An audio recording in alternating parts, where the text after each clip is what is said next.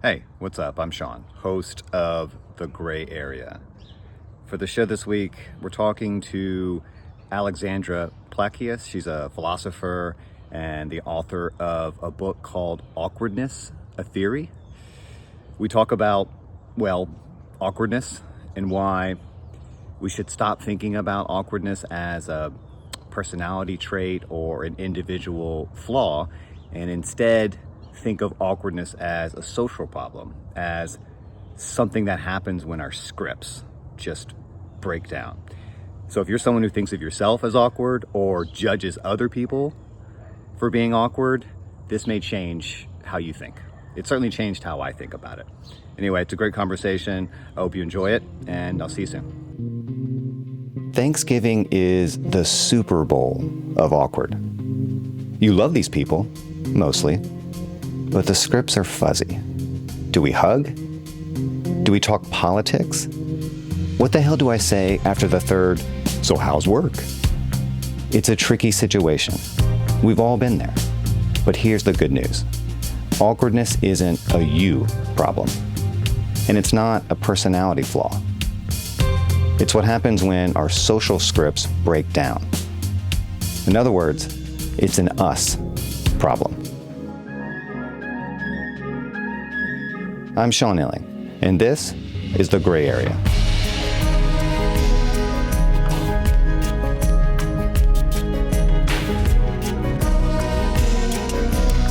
Today's episode is a conversation with Alexandra Plakias, philosopher and author of Awkwardness, a Theory. The episode, which is from last winter, has become a team favorite because Plakias challenges us to rethink a common experience that we all dread. She has a lot of great insights to share and a helpful reminder that it's not your fault when you feel awkward. Something that's worth keeping in mind as we plunge into those family gatherings this holiday season.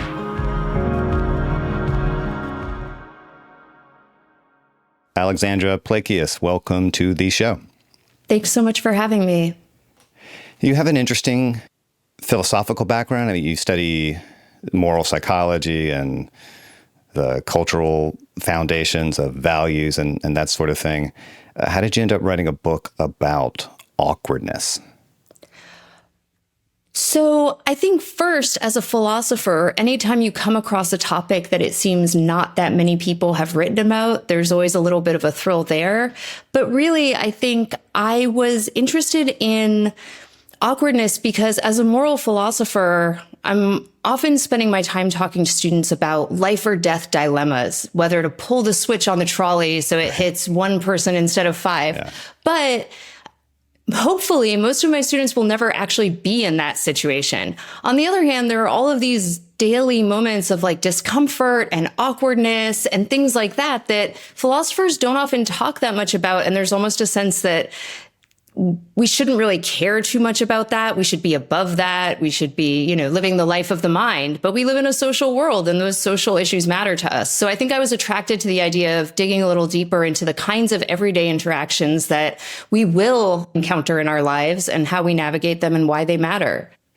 And yet there is a good bit of serious philosophical work on topics like anxiety, depression, loneliness, those sorts of things, but very little, as far as I can tell, on awkwardness. Do you have any theories on why that is? I think the main reason is that awkwardness has typically been assimilated to discussions of embarrassment and shame to the extent that it's really discussed at all. Even there, it gets surprisingly little attention. Yeah. So the scholar William Miller has a book on humiliation. And if you look at his index, he's got more entries for axe murder than he does for awkwardness. So awkwardness, yeah, you're right. It gets surprisingly little attention, even as philosophers have turned their attention to particular emotions and particular negative emotions. Well, let's get into it. Awkwardness is normally defined as a personal problem or a personality trait, or sometimes, as you just said, it's basically a synonym for embarrassment. And these are all understandings that you challenge. So tell me how you define awkwardness, and maybe just as importantly, tell me what you think it isn't. Right. So starting with what it isn't, I don't think awkwardness is a personal problem. I don't think awkwardness is a personal trait. One of the things I was surprised by in writing this book is how quickly people were willing to tell me I'm really awkward, or, oh, I'm so excited to read your book as a very awkward person. It's something that a lot of people are willing and even eager to self-identify with. But I actually think that's a mistake. I don't think people are awkward. I think situations are awkward. On my view, awkwardness is something that happens in a situation when we lack the social resources we need to guide us through it. And so interactions become awkward when we're uncertain what kind of interaction we're in, what our role in that interaction is, what the other person's role is, when we're unable to coordinate on a social script to get us through it. So in that sense, awkwardness is not a personal problem, it's an us problem. But surely some people are more or less awkward than others, right? Even if it's generally true that there are no awkward people, only awkward situations. So I think there's an interesting ambiguity when we describe people as awkward between meaning that person feels awkward or they make me feel awkward. So if I say like Sean is awkward at parties, I might mean Sean makes me feel awkward when he's at parties, or I might mean Sean feels awkward at parties. I do think that you're right. Some people read social cues differently, and some people might have a difficult time triangulating on the kind of social cues that most of us rely on every day. Yeah. Some people also just give social cues differently, right? So some people might be less inclined to make eye contact. Or if you've ever tried to have a conversation with someone whose conversational timing is just a little off and you're not sure when you're supposed to break in, right? Is that a pause that's an invitation? Is it a pause that's a hesitation? That can feel really awkward, right? But that feeling of awkwardness doesn't necessarily tell us something about that person's character. It might just mean that we need to adjust our own social cues. Or it might mean that we're in a kind of situation for which we really haven't figured out the social norms yet. Even if it's true that maybe some people have more difficulties navigating social interactions than others, you still think it's the case, right, that labeling them awkward obscures more than it reveals. That's right. I think labeling people as awkward is unhelpful, both in terms of the reason I just mentioned, that there's that ambiguity there about where the awkwardness is. I think it obscures what's interesting about awkwardness, which is the way it can highlight gaps in our social scripts, in our social norms, in our social resources. Yeah. So if I just blame you for the awkwardness that arises at the party, I might be missing an opportunity to reflect on my own behavior or on the norms governing our social interaction. One of the things I talk about in the book is the way that labeling someone awkward can also intersect with our social scripts around gender and power and privilege in such a way that when an interaction becomes uncomfortable, labeling one person as awkward is often a way to offload responsibility for that discomfort. When I think of awkwardness, or at least when I thought of it before reading your book, and your book basically did persuade me to think of it differently. When I thought of awkwardness, I would think immediately of fear, fear of interacting with other people. But that implies a kind of misanthropy, right? So like if you're awkward, that means you must just not like people and get weirdly uncomfortable around them. But you really think that's not only not true, but it's actually harmful, right? I hadn't really thought about the intersection between awkwardness and fear per se. I do think there's an intersection between awkwardness and anxiety, and social anxiety in particular. And I think one reason people sometimes label themselves as awkward, there's some research suggesting that this is a strategy to manage social anxiety, almost a way of saying, Don't expect too much from me in the social domain. I'm a very awkward person. But I think what's interesting is that in other cases, people who we would tend to perceive as awkward may not experience their own behavior in kind of a negative way, or may not experience these social interactions in a negative way, right? It may be that the social cues they're giving off make us feel awkward, but they're not having any kind of negative experience. I do think we fear awkwardness a lot. I think that we are surprisingly afraid of awkwardness. And another reason I was interested in studying it was because I was interested in the ways that awkwardness, or the fear of awkwardness, inhibits us from engaging in certain kinds of conversations and criticism of others, others and examinations of our own behavior. And I think there are a lot of cases where we should act, we know we should act, and we don't because we're afraid of making things awkward. After the Me Too movement, there was an interview with men about sexual harassment in the workplace. And you would find men saying things like, well, I knew my coworker's behavior wasn't okay, and I knew I should say something, but I was afraid of making things awkward if I spoke up. And on the one hand, that's really puzzling. Like, this is, your coworkers are engaging in sexual harassment. That's not okay. You know that. That's a moral obligation to speak up and do something. Why would you let something as seemingly minor as some social discomfort inhibit you from speaking up? But I think awkwardness exerts a really powerful force on us. Yeah, I'll bracket the question of when you're in situations where there's an obvious power imbalance, but just in general, the fear part.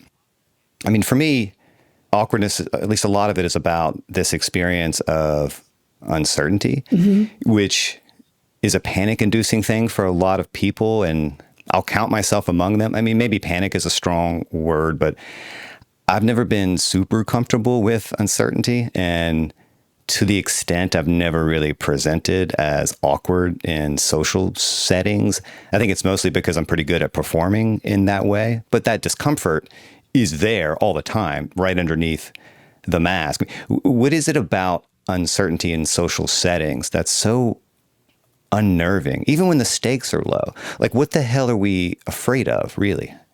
That's such a great point. And I think that one of the things awkwardness can highlight for us is, first, how reliant we are on everyday social cues to get through things. I think that we often don't notice the kind of social scaffolding that goes into our interactions because it's just mostly there, right? But when it's absent, all of a sudden, it is like the floor is pulled out from under us. And we have that, you know, almost that moment where you go off a cliff and your legs are circling in the air. And it is this feeling of panic.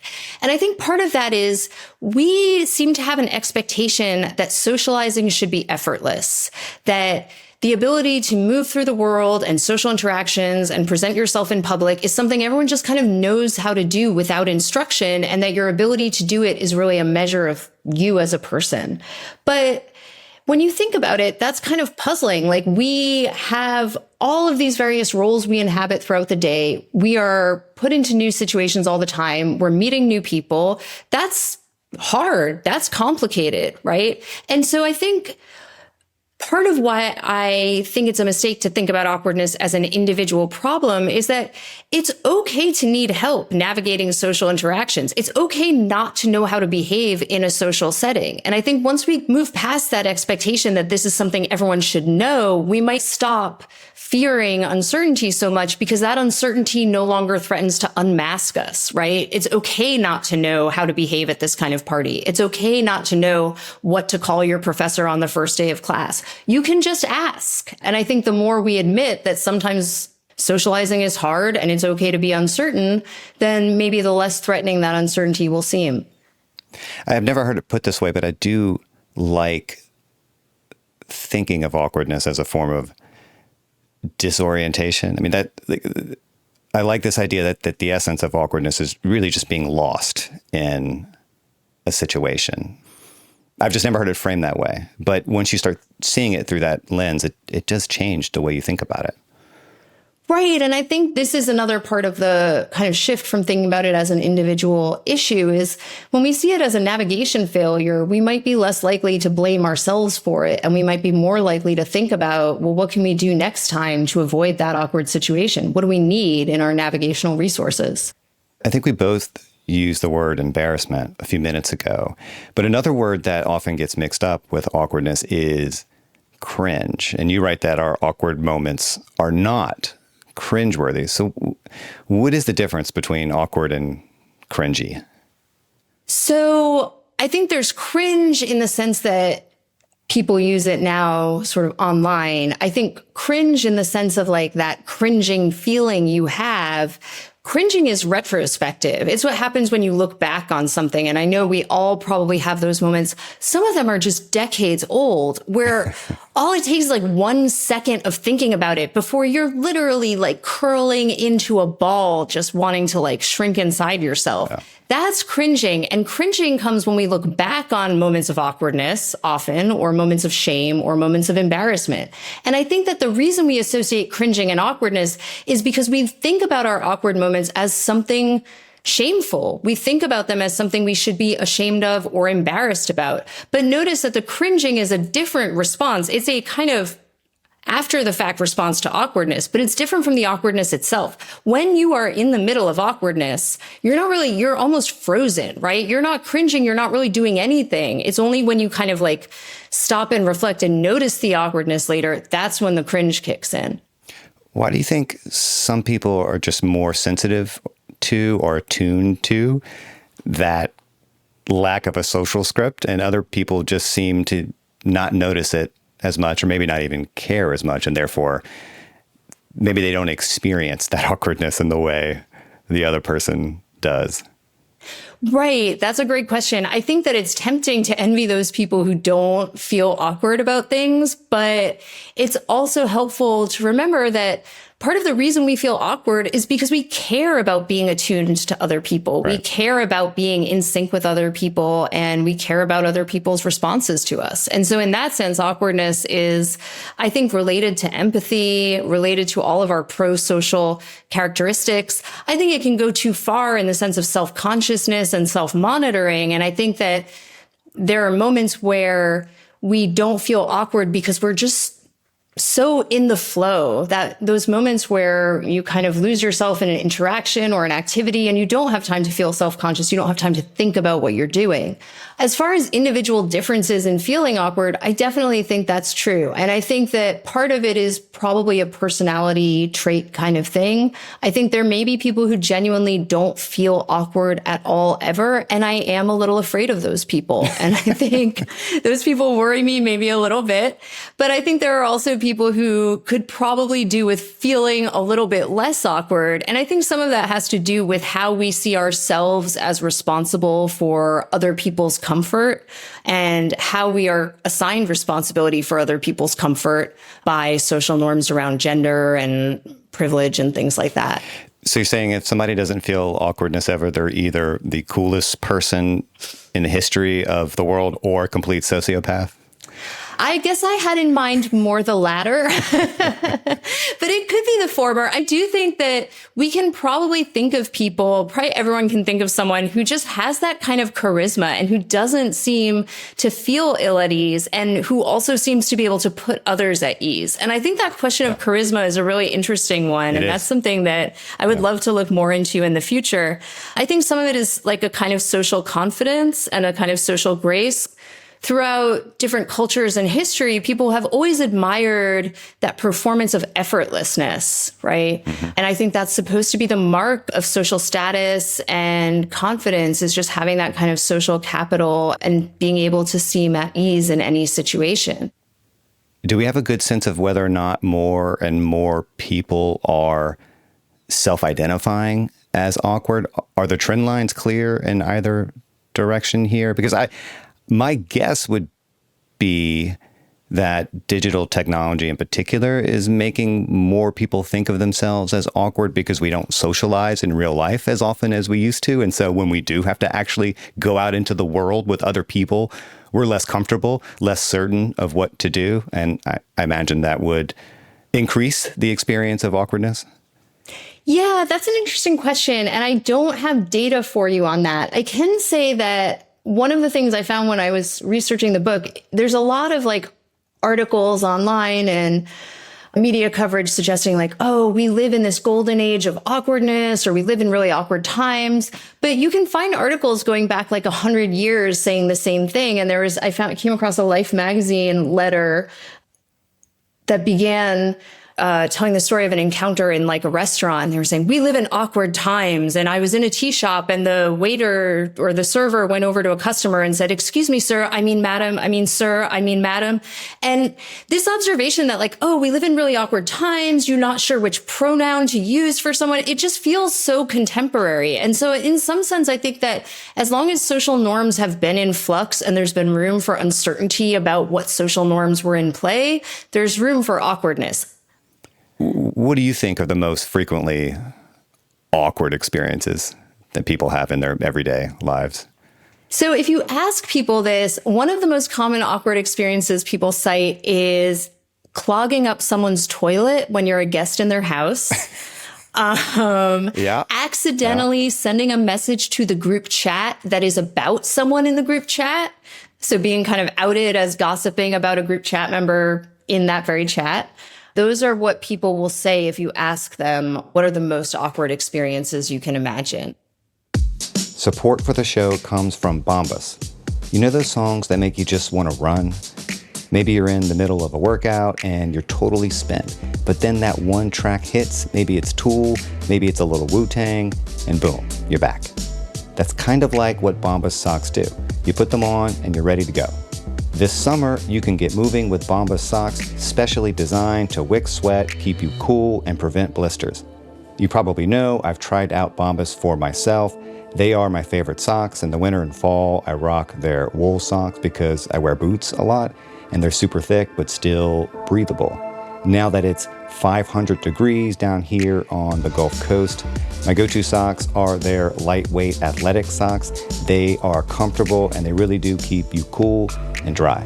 You can head over to bombas.com/gray area and use code gray area for 20% off your first purchase. That's bombas.com/gray area, code gray area at checkout.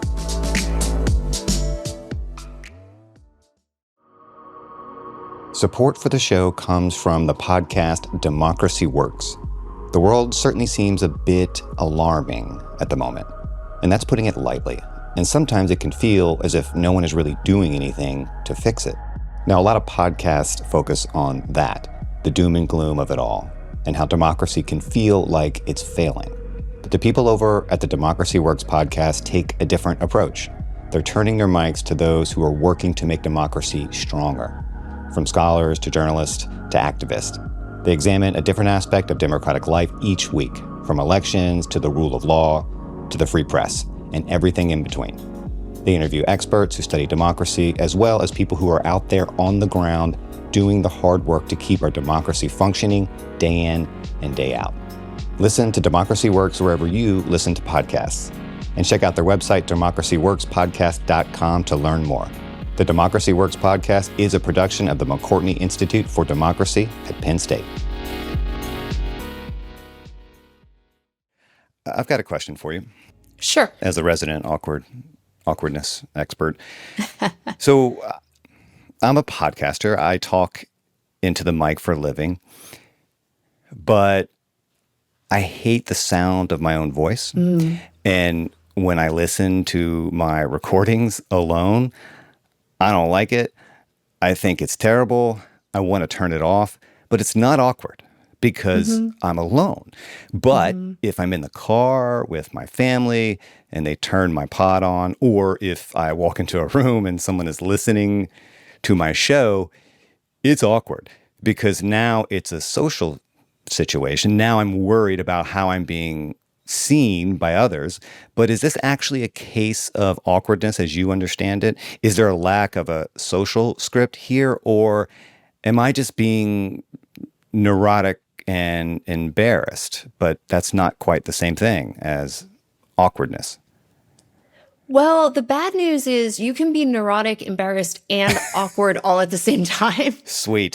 So, yeah, I think that there is some awkwardness there in that we may not always be great at knowing how to act when our own voice is being played in front of other people. So there might be a little bit of self-consciousness there and a little bit of uncertainty about how to act and what we're supposed to do or say or acknowledge or not acknowledge. So one thing I've realized since the book came out is I'm really awkward when people congratulate me on the book or say, oh, I saw your book on such and such, and I just don't know what to say or do. And I start to feel really awkward and the interaction becomes awkward.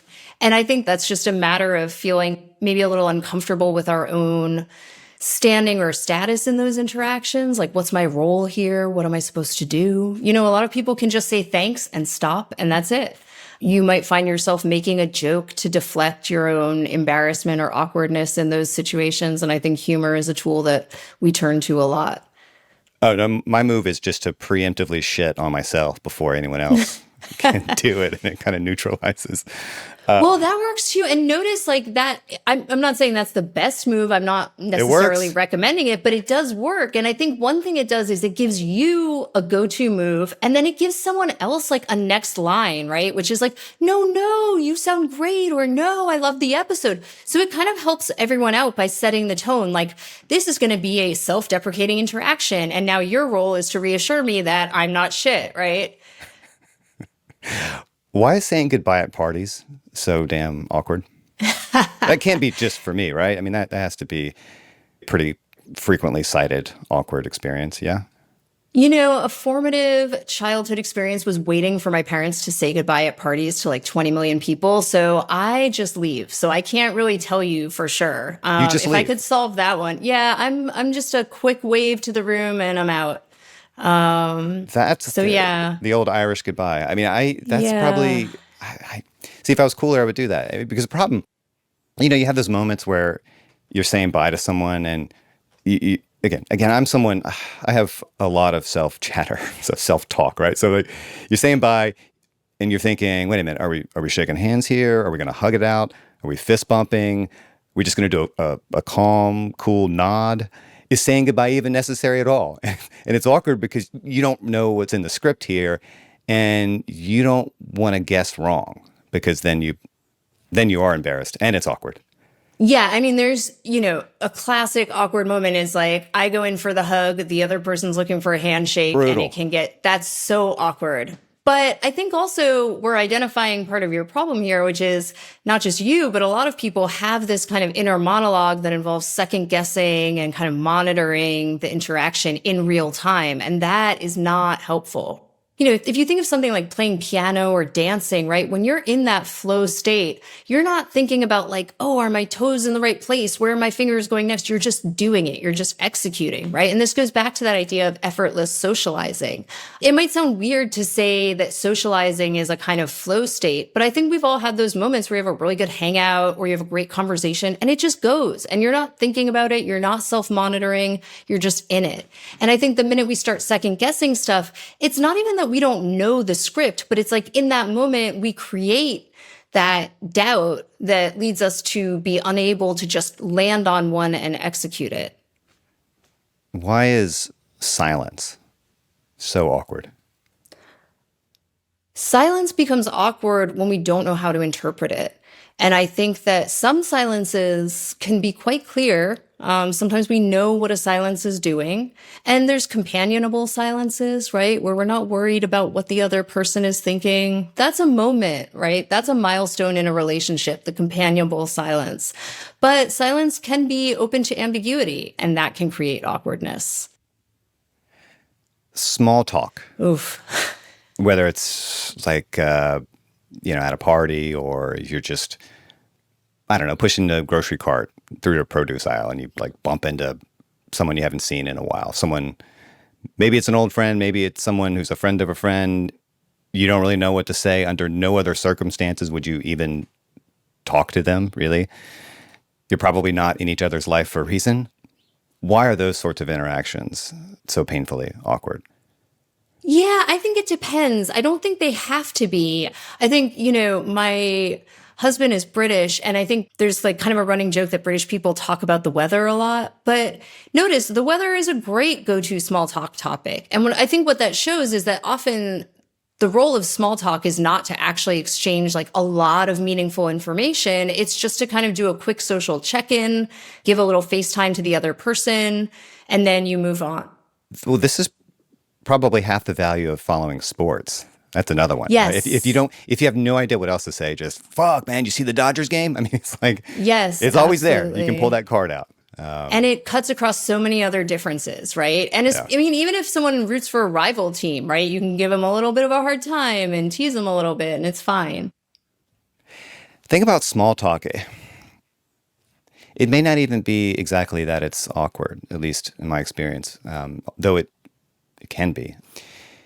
But if it's not awkward, it's most definitely boring, which is one of the reasons I always, even when I lived in DC, I'm not into the whole cocktail circuit thing. I just don't like it. Do you think that's because when you're doing small talk in those settings, you're not deviating from the script, actually? Like it's almost meant to alleviate awkwardness, and therefore we stick very closely to a script. I think another reason small talk can become awkward is that without realizing it, we are depending on all kinds of social cues from our partner, whether it's eye contact, timing of conversational pauses, even the distance someone stands from us, where they're looking. Are they looking at us? Are they looking over our shoulder? We've all had that experience. So small talk can go off the rails even while the topic stays perfectly normal and consistent and boring. We can find the interaction awkward, maybe even for reasons that we're not aware of or couldn't articulate or couldn't pinpoint. But yes, I also agree that small talk, if it goes perfectly well, can be boring, right? And that brings up another interesting point, which is like, well, what are the alternatives to awkwardness sometimes, right? Is it better to try to introduce a new topic? Is it better to try to do something a little different? Or is it better to play it safe, avoid awkwardness, and just be bored? One thing your book really emphasizes, which I like, even if it's not the main point, is how much of social life really is a performance, which isn't to say that everything we do with other people is phony, but it is a kind of dance, isn't it? And because we can't control everything and because we don't know what's going on in other people's minds, it's fraught with all kinds of hazards.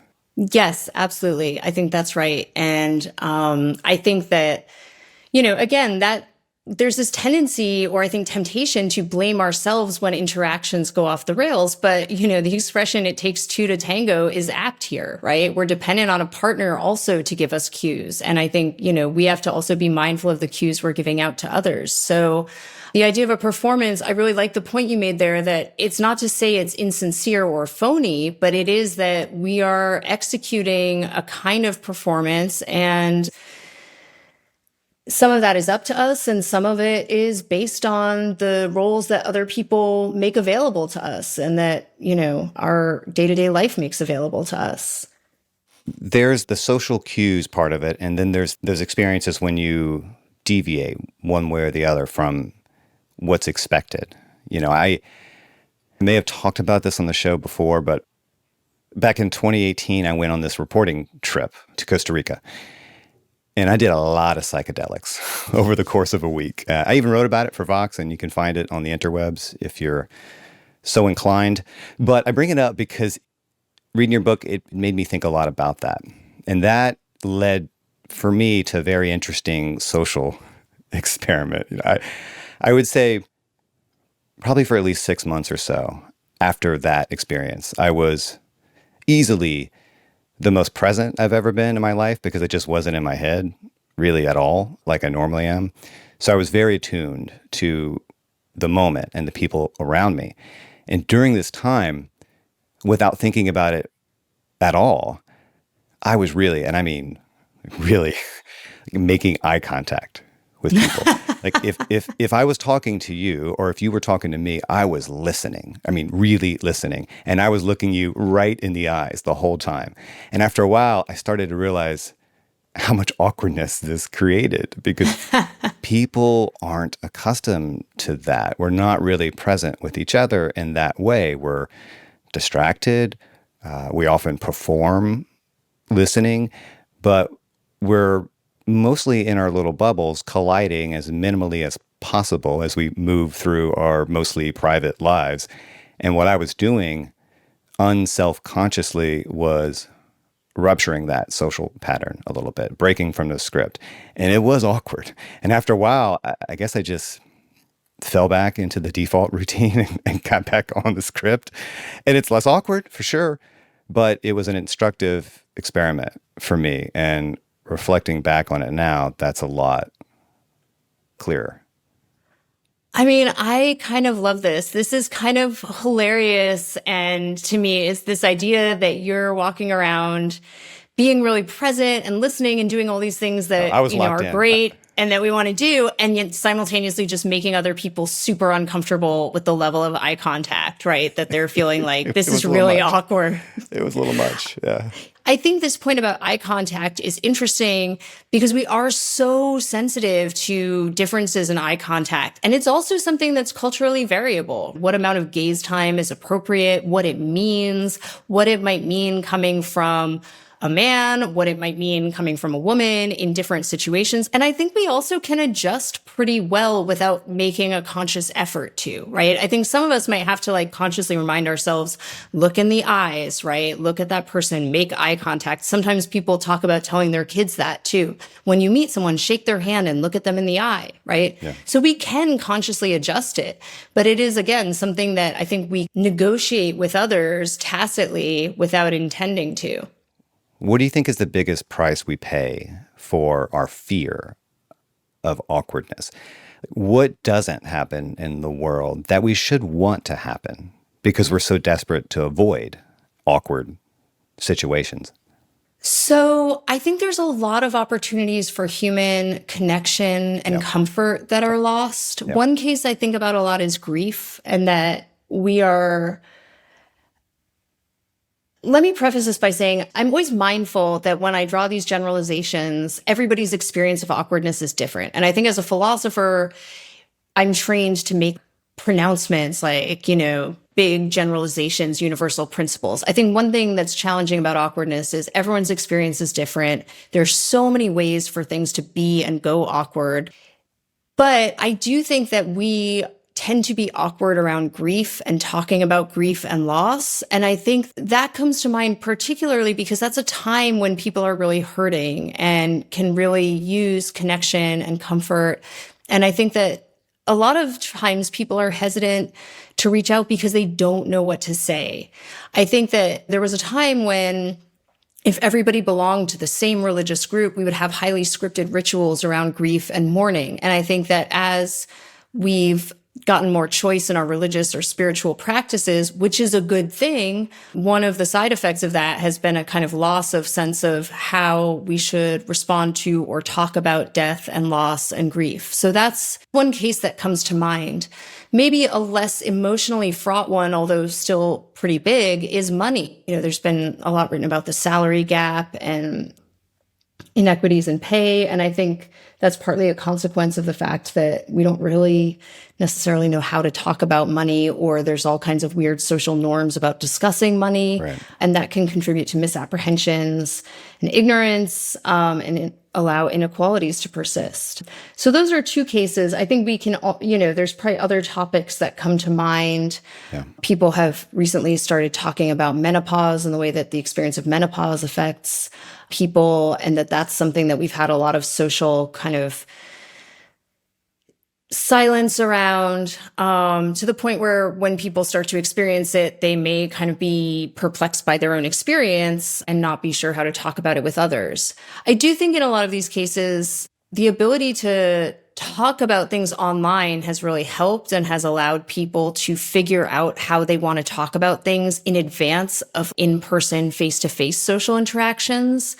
And I think that is one way in which the internet can make life less awkward, is by allowing us to try this out and figure out what we think in advance of going into those in-person, potentially awkward interactions. Support for today's show comes from GiveWell. When you're a nonprofit, there are a lot of ways to measure success. There's efficient fundraising, low overhead costs, prestigious donors, but GiveWell focuses on the actual impact on people's lives. GiveWell says they've spent more than 70,000 hours on research to help donors fund highly cost-effective programs, ones that can save or improve lives by making the absolute most of every dollar. GiveWell has spent 18 years researching global health and poverty alleviation and says they only direct funding to the highest impact opportunities they've found. Over 150,000 donors have already trusted GiveWell to direct more than $2.5 billion to people in need. And according to GiveWell, strong evidence shows these donations will save over 300,000 lives and improve the lives of millions more. If this is your first gift through GiveWell, you can have your donation matched up to $100 before the end of the year, or as long as matching funds last. To claim your match, go to givewell.com and pick podcast and enter Gray Area at checkout. Make sure they know that you heard about GiveWell from Gray Area to get your donation matched. Again, that's givewell.org, code Gray Area, to donate or find out more. for me, it's almost the tragic little paradox of awkwardness that, it's only possible because we're social creatures and we want to belong. We want to be accepted. So we're constantly trying to conform.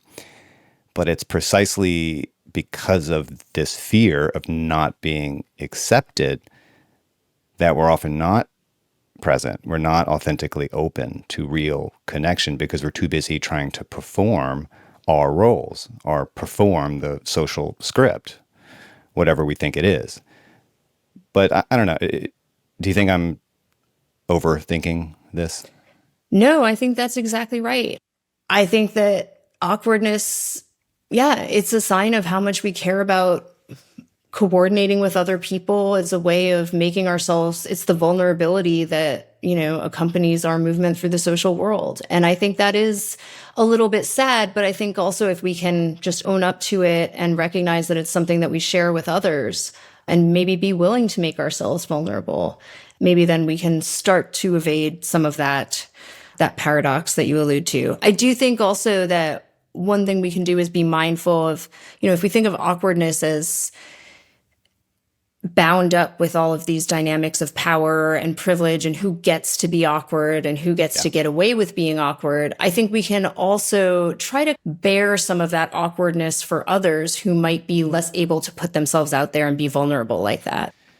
Anytime you're talking about social dynamics, there's always this background element of power. Who has it, who doesn't, and how that colors an interaction. When there is a clear power imbalance between people, who's responsible for alleviating the awkwardness? Who should be responsible? Or is anyone really responsible for that? I mean, I really like that you went from who is responsible to who should be responsible, because I think that's a distinction we don't often make. And I think without realizing it, sometimes we have certain expectations. I think women often feel responsible for other people's emotional comfort. And I think there's an expectation that women will kind of manage emotions in a way that doesn't attach to men. So I think that can make it doubly hard. And if you think about some of the issues that tend to become awkward when we're discussing them. So throughout the podcast, I've alluded to like sexual harassment, talking about menopause or reproduction, salary gaps, things like this. These do tend to be things that affect women. And I don't think it's a coincidence that women tend to be assigned responsibility for alleviating awkwardness and therefore might be more afraid of making things awkward, of not seeming to raise uncomfortable topics. So I think that one thing we can do sort of collectively is to be aware going into situations of where we might have more privilege and more power, and then take it on ourselves to alleviate the awkwardness. If we're worried that a certain social norm or script is unclear, we could just make it explicit, right? Yep. I am a college professor, and people sometimes talk about this kind of hidden curriculum that a lot of our students come in knowing what office hours are, knowing how to email a professor, knowing exactly what's expected in terms of behavior in class and note-taking and things like this. But some students don't, and they might feel really awkward in certain situations. And if we just take that minute and make things explicit and say, when you're emailing a professor, here's a good way to go about it, or here's what office hours are, and here's what you should expect when you come to office hours, we can just make things less awkward for those people. It might feel weird to us to do that because it's not something we've ever explicitly articulated, but it might, in taking on that little bit of weirdness for ourselves, we might make things significantly less awkward for someone else. I like that you point out what a weird, and now this is my language, obnoxious flex it is when you have powerful people. It is a very particular kind of flex by very powerful people to not care about creating awkwardness because they're always the most powerful person in the room. So they don't have to give a shit about conforming to social norms. So, Mark Zuckerberg can walk into the room and do his, whatever his thing is now. He seems to have undergone quite a bit of brand management here in the last couple of years, but you know what I'm talking about, right? I mean, that is a very particular kind of flex by a person who knows they're sort of above it all in that way and not accountable. So they can create awkwardness without really worrying about it because they have more power than everyone else they're interacting with. Absolutely. I think that's absolutely right. And I think there's really two issues there. One is this ability to kind of use awkwardness as a social flex that's available to some people and not others. So if you contrast someone like Mark Zuckerberg to someone like a female CEO, and the one who comes to mind is Elizabeth Holmes, obviously had some other issues in addition to her presentation. But, she was widely pilloried for her kind of self-presentation and her awkwardness in a way that you just don't see male CEOs getting called out the same way or losing credibility in terms of presentation for being awkward. But there's a second point you mentioned, which is accountability. And I think that we do see awkwardness being used to evade accountability. And I think this happens both in business and in academia, where there's this sense of like, well, that person's just so awkward. You can't expect them to adhere to these kinds of norms, or, oh, they didn't mean anything by it. They're just really awkward. We have to, we can't hold them to the same standards as others, where, other people's social discomfort seems suddenly not to matter as much. And we let people get away with behavior that is really sometimes deeply problematic in the name of awkwardness. If you're right, and I think you are, that awkwardness is a social property, so individuals aren't responsible for creating it for the most part, and it will always be a part of life with other people. But if you are someone listening to this and you'd like to decrease the amount of awkwardness in your life as much as possible, or at least change your relationship to awkwardness so that it's less taxing, what's your advice? So first, can I just say, I do think people can create awkwardness. And I think sometimes that can be very strategic for good or evil, right? Sometimes we can use awkwardness to draw attention to an interaction that we find problematic. So an example I use in the book is like, if you're, some graduate students are going to dinner with a professor who makes a really sexist, gross joke, one strategy might be to just call him out. But if no one feels comfortable doing that, you can just let an awkward silence sit there and just not laugh, not respond, not say anything. And that awkwardness kind of really draws attention, I think, to the joke not landing. And so it can be a way of saying something where you don't actually have the power to say it. So I do think we can create awkward situations, sometimes strategically for good. Yeah. But to go to your question, so if you want to decrease the awkward situations in your life, I think there are a few things we can do when we feel an awkward situation looming. One is to think about the interaction itself and what our goals are for that interaction. Like, what kind of interaction do we want this to be? So say we're worried about politics coming up during the holiday dinner and it's going to get awkward. One thing we might think about is, well, if we have to have a conversation about politics, what's the most important thing to us? Like, what is our goal for that interaction? Do we want to feel heard? Do we want to convince the other person? Do we want to make them feel comfortable? Do we want to make a third party who's listening feel comfortable? And that can help us figure out what script should guide us through the interaction. I think another thing we can do is admit uncertainty and ask for help where we can. So if we're going into a situation we really don't know, right? Like, what kind of party is this going to be? How many people are going to be there? What should I wear? It's okay to ask these things. And I think that if you're someone who is, say, hosting a party and you think it's going to be really ambiguous, you can tell people, right? Hey, I'm having some people over. There'll probably be about 30 people there, right? Let people know in advance what to expect. And as I said before, I think this is something that people in positions to do so can do to make things easier for others who might not feel as comfortable asking questions. And it's certainly something that we can be attentive to in the workplace. So if you're conducting job interviews, you might let candidates know what to expect. Here's how the interview will be structured. Here's what we'd expect from you, so on and so forth. And then the last thing I would just say is, it's easy to focus on how unpleasant awkwardness is, but I think one thing we can bear in mind is like, what are the alternatives to awkwardness? Because I think that sometimes we're so afraid of awkwardness that we lose sight of the fact that the alternatives might be worse. So going back to like a conversation about politics, maybe it's awkward to talk about politics with your extended family. But what would you prefer, an awkward conversation or a really angry conversation?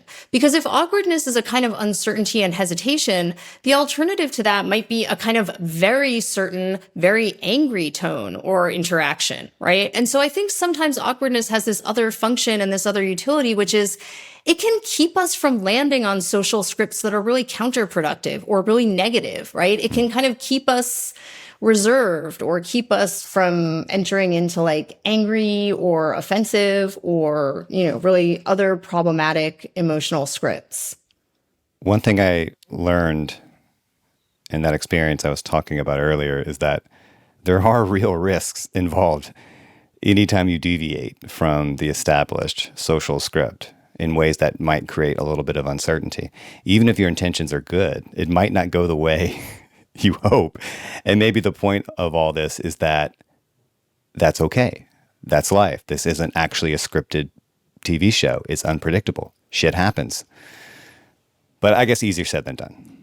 Well, and scripts have to change sometimes too. And I think that's one place where we see awkwardness emerging, right? Sometimes the old scripts just don't work anymore, right? And that's good.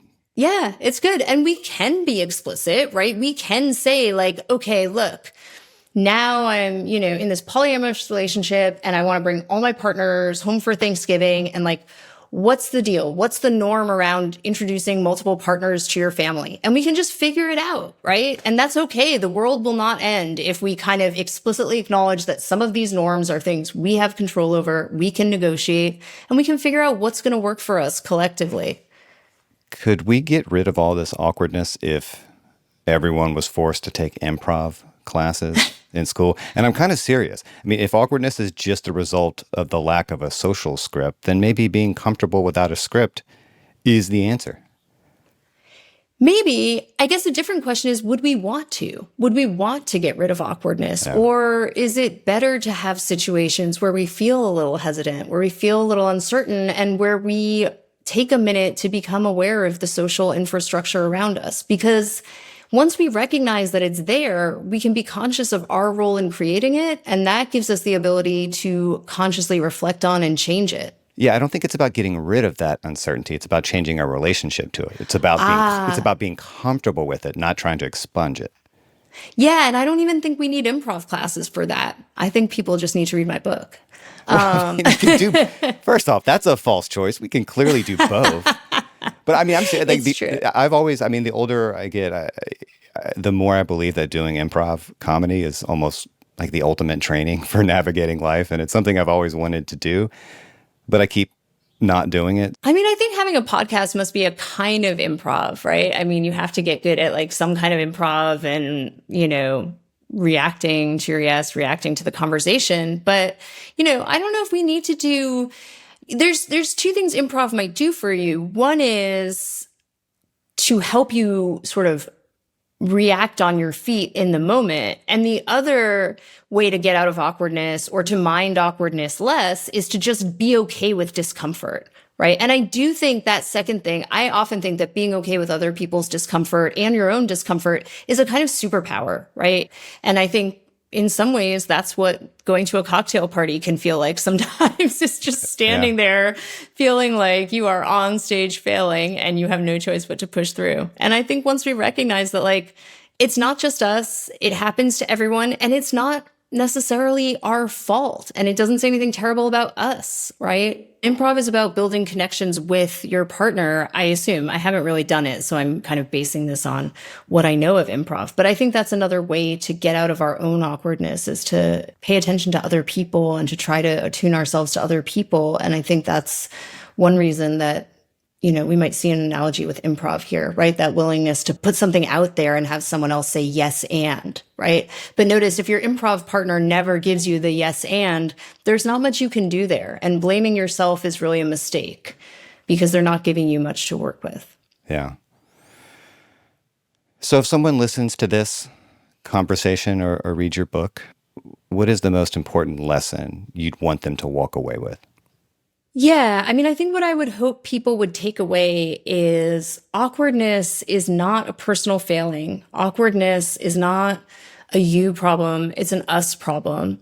And that awkwardness is something that happens not necessarily because of a mistake someone made or because someone is bad at something. It can be something that happens simply because we've outgrown the social norms and scripts available to us as a society. So I guess the point of that is we can see awkwardness as an opportunity to take something that's not working for us and re-engineer it. I like that. And yeah, I think I'd stress the same thing. I mean, especially if you're someone who thinks of yourself as awkward or who has been called awkward by other people, maybe take it easy on yourself. Maybe say, you know what? Screw that. I'm not awkward. The world we've built might make me feel awkward sometimes, but that says more about the world than me. So, yeah, let's leave it right there. Alexandra Plakias, this was a lot of fun. Thank you. Thank you so much. Also, go check out Alexandra's book. It is called Awkwardness, a Theory.